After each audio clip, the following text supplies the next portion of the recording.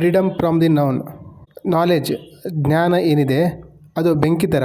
ಬೆಂಕಿನೂ ಕೆಲಸಕ್ಕೆ ಬರಲ್ಲ ಒಂದೊಂದ್ಸಲ. ಯಾವಾಗಂದರೆ ನಾವು ನೀರಾಗಿದ್ದಾಗ. ಬೆಂಕಿ ಯಾವಾಗ ನಮ್ಮನ್ನು ಸುಡ್ತದೆ ಅಂದರೆ ನಾವು ಪೆಟ್ರೋಲ್ ಆಗಿದ್ದರೆ ಮಾತ್ರ. ನಾನು ಯಾರು, ಹೂ ಎಮ್ ಐ, ಜೀವನದ ಉದ್ದೇಶ ಏನು, ಈ ಜೀವನದಲ್ಲಿ ನಾವೇನು ಮಾಡಬೇಕು. ನಾವೆಲ್ಲರೂ ಏನೋ ಹುಡುಕ್ತಾ ಇದ್ದೀವಿ. ನಮ್ಮ ಕಲ್ಪನೆಗೆ ನಿಲುಕದ್ದು, ಟೈಮ್ಲೆಸ್ ಆಗಿರೋಂಥದ್ದು, ಹುಡ್ದೇ ಇರೋದು, ಸಾಯದೇ ಇರೋದು, ವಿಚಾರನೂ ಡಿಸ್ಟರ್ಬ್ ಮಾಡದಿರೋವಂಥದ್ದು. ಜೀವನದಲ್ಲಿ ಏನಾದರೂ ಮೀನಿಂಗ್ ಅರ್ಥ ಇದೆಯಾ? ಇವೆಲ್ಲ ಯಾಕಿದೆ? ಈ ಕ್ರೂರತೆ, ಈ ಬಡತನ, ಕ್ರಾಂತಿ, ಯುದ್ಧ, ಧರ್ಮ, ಮಾನಸಿಕ ಕಿರಿಕಿರಿ. ನಾವೇನು ಮಾಡ್ತಾ ಇದ್ದೀವಿ ಅಂದರೆ ಫ್ರಸ್ಟ್ರೇಷನ್ನ ನಾವು ಫಿಲ್ಮ್ ನೋಡೋದ್ರ ಮುಖಾಂತರನೋ ಮೊಬೈಲ್ ಹಿಡ್ಕೊಂಡು ಅದನ್ನು ಮರೆಮಾಚ್ತೀವಿ. ಯಾಕೆಂದರೆ ನಮಗೆ ತಾಳ್ಮೆ ಕಡಿಮೆ.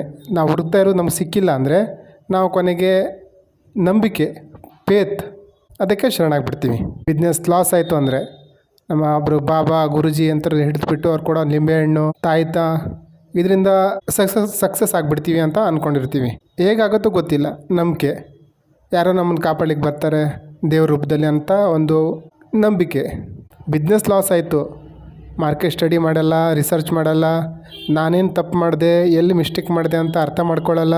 ಒಂದು ನಿಂಬೆಹಣ್ಣಿಂದ ಪ್ರಾಬ್ಲಮ್ ಸಾಲ್ವ್ ಆಗಿಬಿಡುತ್ತೆ ಅಂದ್ಕೊಂಡ್ಬಿಡ್ತೀವಿ. ನಂಬಿಕೆ. ಗುರುಜಿ ಹೇಳಿದರೆ 3 ದಿವಸ ಈ ರೀತಿ ಹೋಮ ಮಾಡಿ, ಪೂಜೆ ಮಾಡಿ ಪಕ್ಕ ನಮಗೆ ದೇವ್ರ ಕೈ ಹಿಡಿತಾರಂತ ಒಂದು ಆಶ್ವಾಸನೆ ಕೊಟ್ಟಿದ್ದಾರೆ. ಬಿಸ್ನೆಸ್ ಸರಿಯಾಗಿ ಬಿಡುತ್ತೆ, ಪ್ರಾಬ್ಲಮ್ ಸಾಲ್ವ್ ಆಗಿಬಿಡುತ್ತೆ. ಮೆಕ್ಯಾನಿಸಮ್. ದೇವರು ಇದಾನೋ ಇಲ್ವೋ, ಇದ್ರ ಉತ್ತರ ಯಾವ ಬುಕ್ಕಲ್ಲೂ ಇಲ್ಲ. ಅದನ್ನು ಯಾರೋ ಗುರುಗಳು ಕೊಡಲಿಕ್ಕೂ ಆಗಲ್ಲ, ಫಿಲಾಸಫರ್ ಕೊಡಲಿಕ್ಕೂ ಆಗಲ್ಲ. ಉತ್ತರ ಯಾರು ಕೊಡ್ಬೋದು ಅಂದರೆ ನಮ್ಗೆ ನಾವೇ. ಅದನ್ನು ನಾವೇ ಅರಿಯಬೇಕಾಗತ್ತೆ. ನಮ್ಮನ್ನು ನಾವು ಅರಿಯಲಿಕ್ಕೆ ಸ್ಟಾರ್ಟ್ ಮಾಡಿದಾಗ ನಿಜವಾದ ಒಂದು ಜ್ಞಾನದ ಆರಂಭ ಆಗುತ್ತೆ. ಕೃಷ್ಣಮೂರ್ತಿಯವರು ಈ ನೌನ್, ಈ ಜ್ಞಾನದಿಂದ ಅವರಿಗೆ ಇರಿಸ್ಮರ್ಸ್ ಆಗ್ತಿತ್ತು. ಈಗ ನಮಗೆ ನಮ್ಮ ಸ್ಕೂಲಲ್ಲಿ ಹೇಳ್ಕೊಡ್ತಾರೆ, ಏನು 90% ಮಾರ್ಕ್ಸ್ ತೆಗೆದ್ರೆ ಇವನ್ ಲೈಫಲ್ಲಿ ಸಕ್ಸಸ್ ಆಗಿಬಿಡ್ತಾನೆ ಅಂತ ಅಂದ್ಕೊಳ್ತಾರೆ. ನಾನು 100ರಲ್ಲಿ 99 ಮಾರ್ಕ್ಸ್ ತೊಗೊಂಡಿದ್ದೆ, ಕನ್ನಡದಲ್ಲಿ, ಇಂಗ್ಲೀಷಲ್ಲಿ, ಹಿಂದಿಲೆಲ್ಲ. ಸಕ್ಸಸ್ ಆದ್ನ ಅಂತ ಯಾವ ಟೀಚರ್ ಬಂದು ನೋಡಿಲ್ಲ, ಖುಷಿಯಾಗಿದ್ದೀನ, ಸಕ್ಸಸ್ಫುಲ್ ಆಗಿದ್ದೀನಿ ಅಂತ. ಅದು ಕಂಡೀಷನಿಂಗ್, ಒಂದು ಐಡಿಯಾ, ವಿಚಾರ, ಅದ್ರ ಮೇಲೆ ನಮ್ಮ ಭರವಸೆ. ನಾವು ನಂಬಿರೋದು ನಿಜನ ಅನ್ನೋದನ್ನು ಸಹ ನಾವು ರಿಸರ್ಚ್ ಮಾಡಲ್ಲ. 90% ತಗೊಂಡು ಬಿಟ್ಟಿದ್ದೀವಿ ಅಂದರೆ ನಾವು ಲೈಫಲ್ಲಿ ಸಕ್ಸಸ್ ಆಗಿಬಿಡ್ತೀವಿ ಅಂತ ಒಂದು ಮಾನ್ಯತೆ, ಕಂಡೀಷನಿಂಗ್.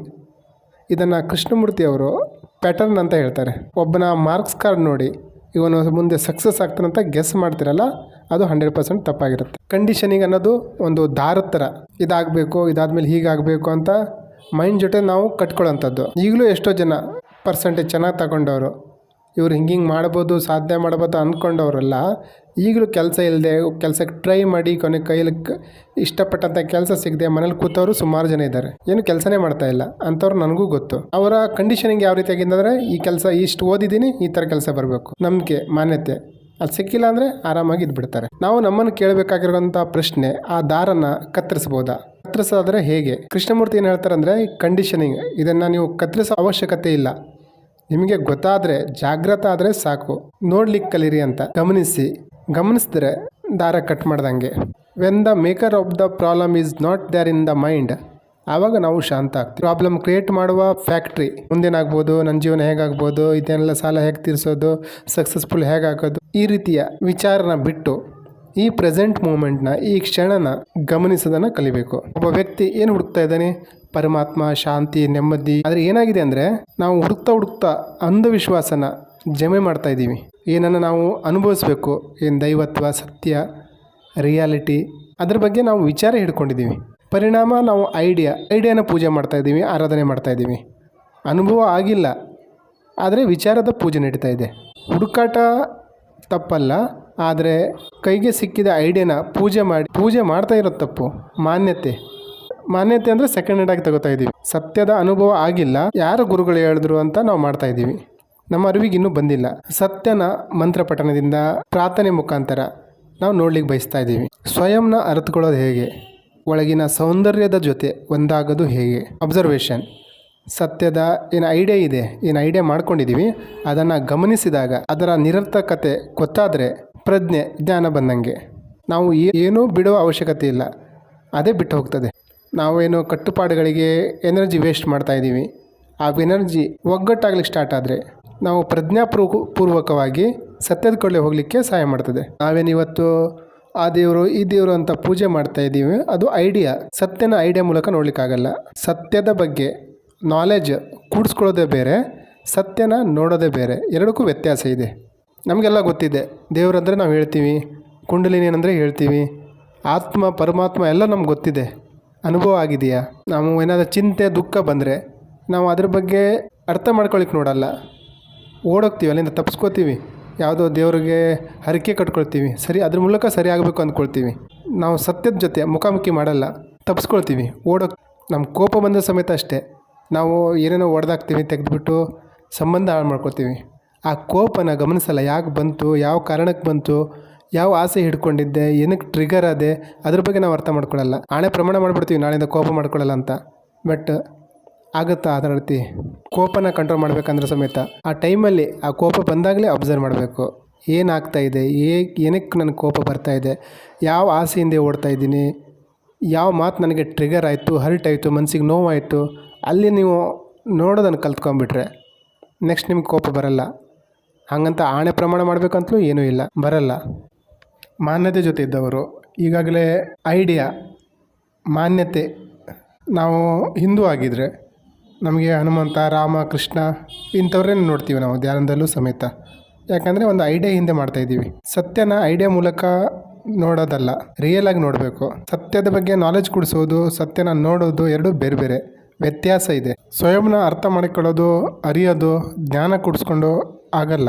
ಸ್ವಯಂನ ಅರಿಯೋದು ತುಂಬ ಸುಲಭ, ಆದರೆ ನಾವು ಅದನ್ನು ಕಠಿಣ ಮಾಡ್ಕೊಂಡಿದ್ದೀವಿ. ಈಗ ನಮ್ಮನ್ನು ಯಾರಾದರೂ ಬಂದುಬಿಟ್ಟು ನೀನು ಯಾರು ಅಂತ ಕೇಳಿದ್ರೆ ನಮ್ಮ ಹತ್ರ ತುಂಬ ಐಡಿಯಾಗಳಿದ್ದಾವೆ, ನಾನು ಯಾರು ಅಂತ ಹೇಳಿಕ್ಕೆ.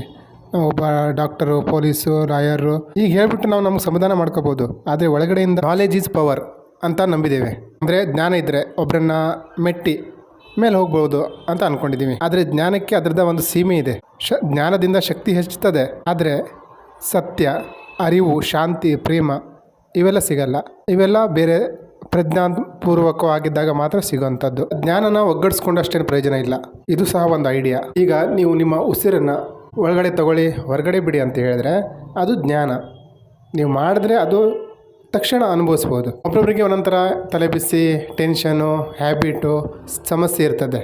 ಆ ಸಮಸ್ಯೆಗೆ ಗುರುಗಳ ಹತ್ರ ಹೋದರೆ ಹೇಳೋದು ಧ್ಯಾನ ಮಾಡಿ, ಈ ಥರ ಟೆಕ್ನಿಕ್ ಮಾಡಿ ಅಂತ ಹೇಳ್ತಾರೆ. ನಿಜವಾಗ್ಲೂ ಸಮಸ್ಯೆಗೆ, ಆ ಚಿಂತೆಗೆ ಧ್ಯಾನ ಪರಿಹಾರ ಆಗಿರಲ್ಲ. ಧ್ಯಾನ ಅನ್ನೋದು ನಮಗೊಂದು ಐಡಿಯಾ.